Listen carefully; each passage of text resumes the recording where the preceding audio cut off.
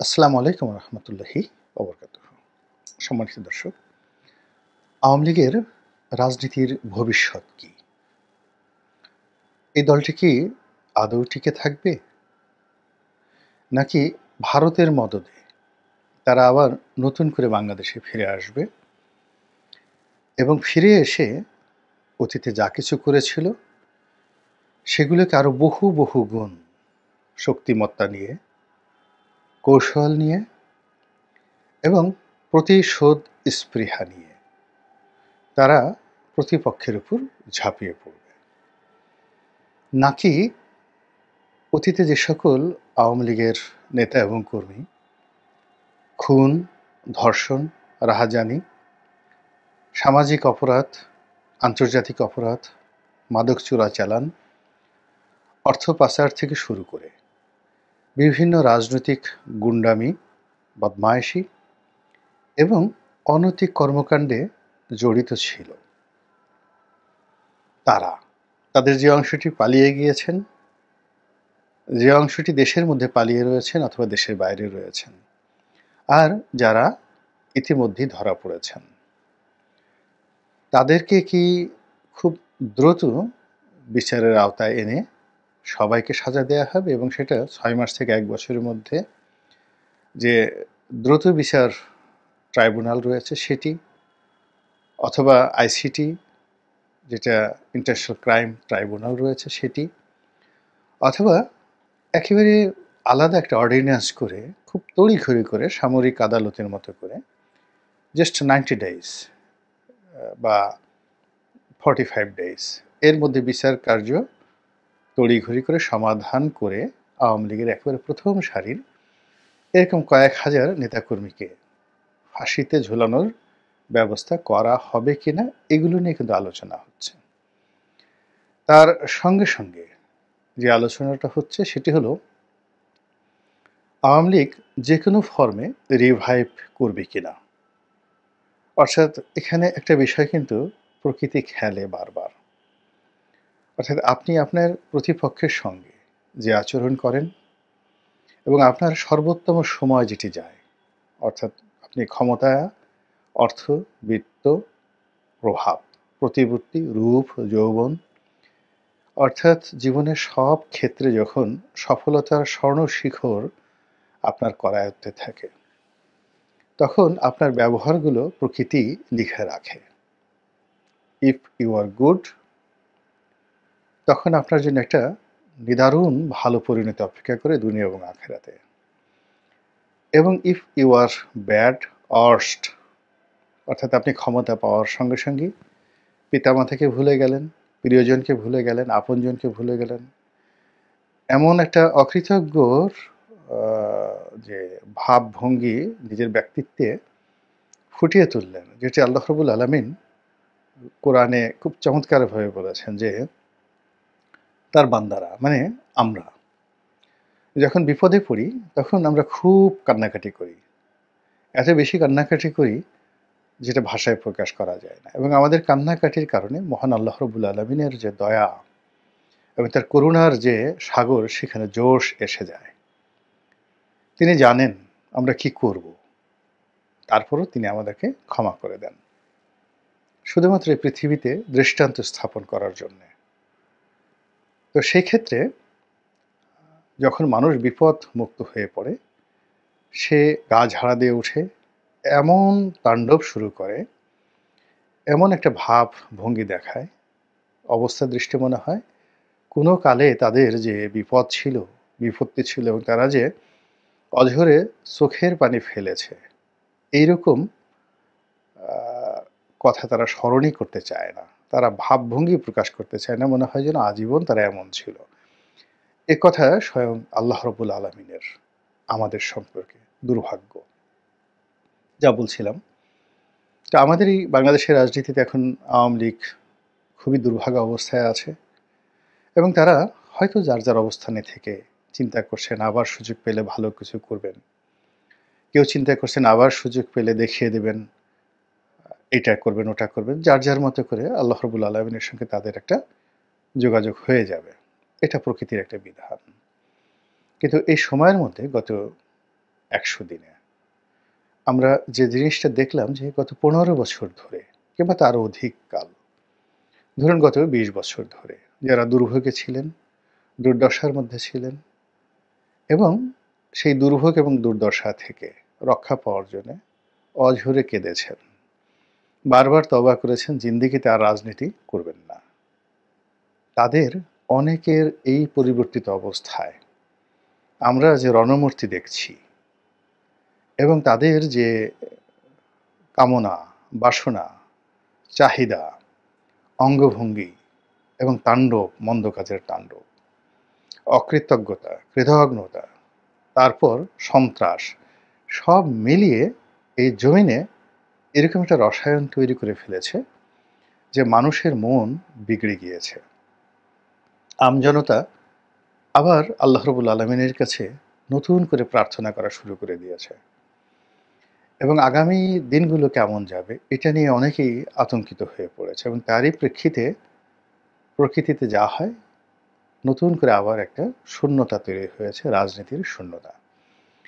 এবং সেই শূন্যতা পূর্ণ করার জন্য বিভিন্ন অ্যাঙ্গেল থেকে বিভিন্ন রাজনৈতিক, বিভিন্ন অরাজনৈতিক প্রতিষ্ঠান, সংঘ, সংগঠন, দেশি এবং বিদেশি শক্তি এবং একই সঙ্গে চক্র, তারা চেষ্টা করছেন।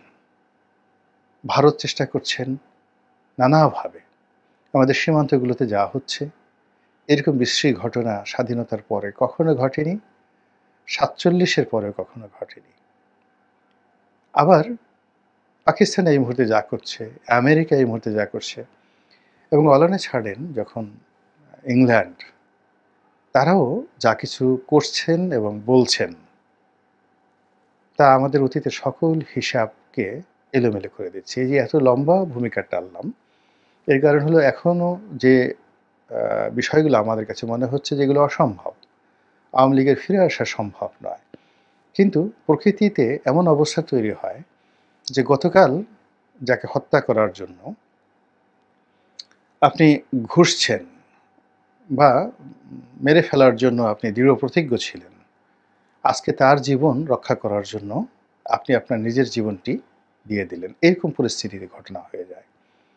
তো সেক্ষেত্রে আওয়ামী লীগের একটি পরিশুদ্ধ রূপ, অর্থাৎ আওয়ামী লীগ পরিশুদ্ধ হয়ে আসবে, নিজেরা সংগঠিত হবে এবং এদেশের রাজনৈতিক অঙ্গনে দীর্ঘমেয়াদে তারা অতীতের ভুল ভ্রান্তি থেকে বের হয়ে এসে একটা নতুন পরিশুদ্ধ আওয়ামী লীগ গঠন করবে। এরকম স্বপ্ন অনেকে দেখেন, যেটা বাংলাদেশে একেবারেই অসম্ভব।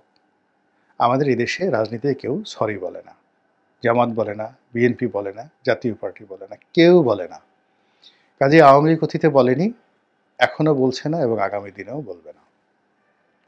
ফলে কি হবে, আওয়ামী লীগ যদি ফিরে আসে তাহলে আওয়ামী লীগের শ্রেণী চরিত্র নিয়েই ফিরে আসবে এবং এটাই আমাদের দেশের ইতিহাস, এটাই আমাদের দেশের সংস্কৃতি। তো সেই ক্ষেত্রে আওয়ামী লীগের প্রস্তুতি চলছে। কি প্রস্তুতি চলছে? আপনি আওয়ামী লীগের যে নেতা, তাদের অনেকের দেশে এবং দেশের বাইরের মুভমেন্ট দেখলে কিন্তু আপনি বুঝতে পারবেন। তারা এই মুহূর্তে ভারতকে দিয়ে এমন কিছু ঘটাচ্ছে, এই মুহূর্তে বাংলাদেশের মধ্যে এমন কিছু ঘটছে এবং এর সঙ্গে যে আওয়ামী লীগের যোগ সাজশ নেই তা কিন্তু বলা যাচ্ছে না।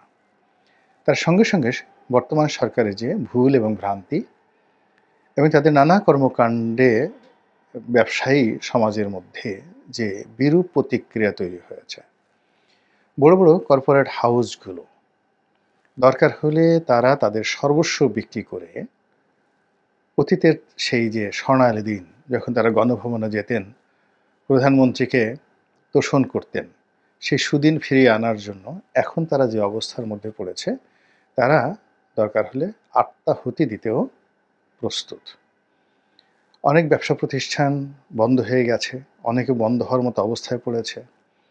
অনেকের দেশ বিদেশের সহায় সম্পত্তি নিয়ে যেভাবে টান দিয়েছে, তার জন্য তারা সবাই মিলে একটি মরণ কামড় দেবে এবং একটি যাকে বলা হয় আওয়ামী লীগকে পুনর্বাসন করার জন্য একটি প্রকল্প তারা বাস্তবায়ন করবে। এটা একেবারেই স্বাভাবিক এবং আমরা পাক ভারত উপমহাদেশ নয়, সারা দুনিয়ার ইতিহাসে দেখেছি যখন একটা বিপ্লব হয়,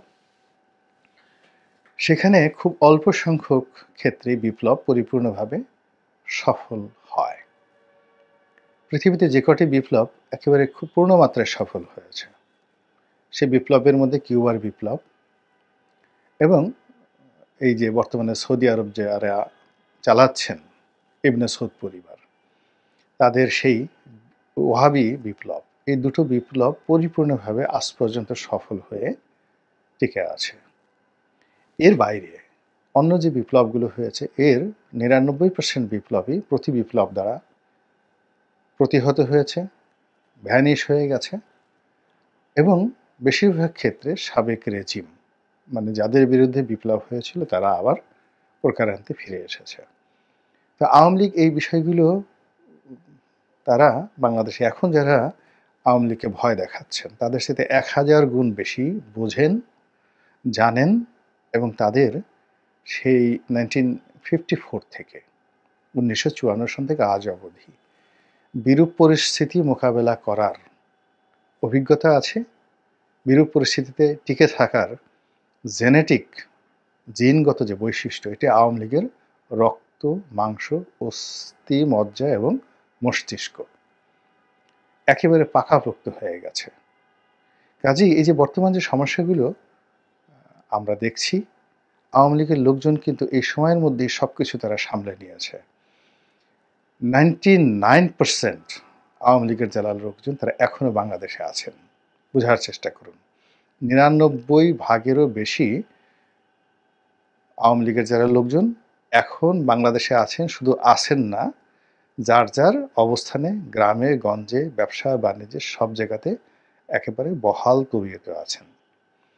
তাহলে যদি ৩৫% লোক আওয়ামী লীগ করে, তার 1% আওয়ামী লীগকে আমরা যদি ধরি, ৯৯% আওয়ামী লীগ যার যার অবস্থানে আছে, আর 1% আওয়ামী লীগ বাস্তুচ্যুত হয়েছে, এক গ্রাম থেকে অন্য গ্রামে, এক শহর থেকে অন্য শহরে, এক জেলা থেকে অন্য জেলায়, অথবা বাংলাদেশ থেকে অনেকে পালিয়ে গেছেন।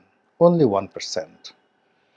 আবার এই 1%-এর মধ্যে যদি আপনি এটাকে ১০০ করেন, তাহলে দেখবেন যে ৯৯ জন লোক বাংলাদেশের মধ্যেই আছেন, আর একজন মাত্র লোক সীমান্ত পাড়ি দিয়ে ভারতে, লন্ডনে, আমেরিকাতে গিয়েছেন, খুব অল্প। তাহলে এই যে একটা শক্তি, এটি একটা জীবন্ত আগ্নেয়গিরি কিন্তু ঘুমন্ত। আবার বলছি, জীবন্ত আগ্নেয়গিরি কিন্তু ঘুমন্ত। সেটাকে মোকাবেলা করার জন্য যে পরিকল্পনা দরকার, যে জনপ্রিয়তা দরকার, যে সাংগঠনিক শক্তি দরকার, যে শুভ কর্ম দরকার, এটি ডক্টর মোহাম্মদ ইউনূসের সরকার একেবারেই করতে পারছে না, বরং উল্টো করেছে। এর ফলে কি হলো, প্রশাসনের মধ্যেই আওয়ামী লীগের ভূত চেপে বসেছে এবং আওয়ামী লীগ সেই জিনিসগুলোকে তারা বিভিন্নভাবে বাজানোর চেষ্টা করেছে। কখনো সুজীব ওয়াজদের জয়ের মুখ দিয়ে এক ধরনের কথা আসছে, কখনো শেখ হাসিনার একটা কল রেকর্ড ফাঁস হচ্ছে, কখনো বঙ্গবীর কাদের সিদ্দিকী একটা কথা বলছেন, কখনো সেই জনাব সোহেল তাজ শেখ হাসিনাকে গালাগাল দিচ্ছেন। এবং আপনারা জানেন অনেক কিছুই রাজনীতিতে হয়। এই রাজনীতিতে যারা ক্ষমতায় থাকেন তারা টাকা দিয়ে প্রেস ক্লাবের সামনে অনেক লোককে দাঁড়িয়ে দেন যে আমাকে গালাগাল করো, অকথ্য ভাষায়, অশ্লীল ভাষায় গালাগাল করো, এবং এটাই রাজনীতি। তো কাজেই যারা শেখ হাসিনাকে গালাগাল করছেন খুব অশ্লীল অশ্রাব্য ভাষায়, আওয়ামী লীগকে যারা গালাগাল করছেন এবং শেখ হাসিনার পরিবর্তে ডক্টর ইউনূসকে ত্রাণকর্তা মনে করছেন, ওর মধ্যে যে বা ওনার মধ্যে যে শেখ হাসিনার ভূত নেই একথা কিন্তু বলা যাবে না। তো সেই দিক থেকে শেখ হাসিনার যারা লোকজন আছে তারা একটা ডেডলাইন দিয়ে রেখেছে, সেটি হলো ডোনাল্ড ট্রাম্প ২০ তারিখে ক্ষমতা লাভ করবেন এবং সেই ২০ তারিখের পরে আপনি দেখবেন কত দ্রুত তারা মাঠে নেমে যায়, এবং সেটি এখনো অনেক সময়। এর কারণ হলো পুরো ডিসেম্বর মাস এবং জানুয়ারির ২০ তারিখ, এই সময়টি যদি ইউনূস সরকার এবং তার সমর্থক যারা রয়েছেন তারা এই আওয়ামী লীগের এই ২০ তারিখের পরের যে ডেডলাইন, এটাকে মোকাবেলা করার জন্য প্রস্তুতি নিতে পারে, তখন এক ধরনের সমীকরণ রচনা হবে। আর যদি তারা ক্রমশ এখন যে দুরবস্থার মধ্যে আছে তাদের এই দুরবস্থা বাড়তে থাকে, হানাহানি বাড়তে থাকে, ব্যর্থতার পরিমাণ বেড়ে যায়, তাহলে আওয়ামী লীগের যে ডেডলাইন, এটি ২০ তারিখ থেকে এগিয়ে ২০শে ডিসেম্বর যে হবে না, এই কথা আমি এখনো বলতে পারছি না। আল্লাহ আমাদের সবাইকে হেদায়েত দান করুন এবং হেফাজত করুন। আসসালামু আলাইকুম ওয়া রাহমাতুল্লাহি ওয়া বারাকাতুহু।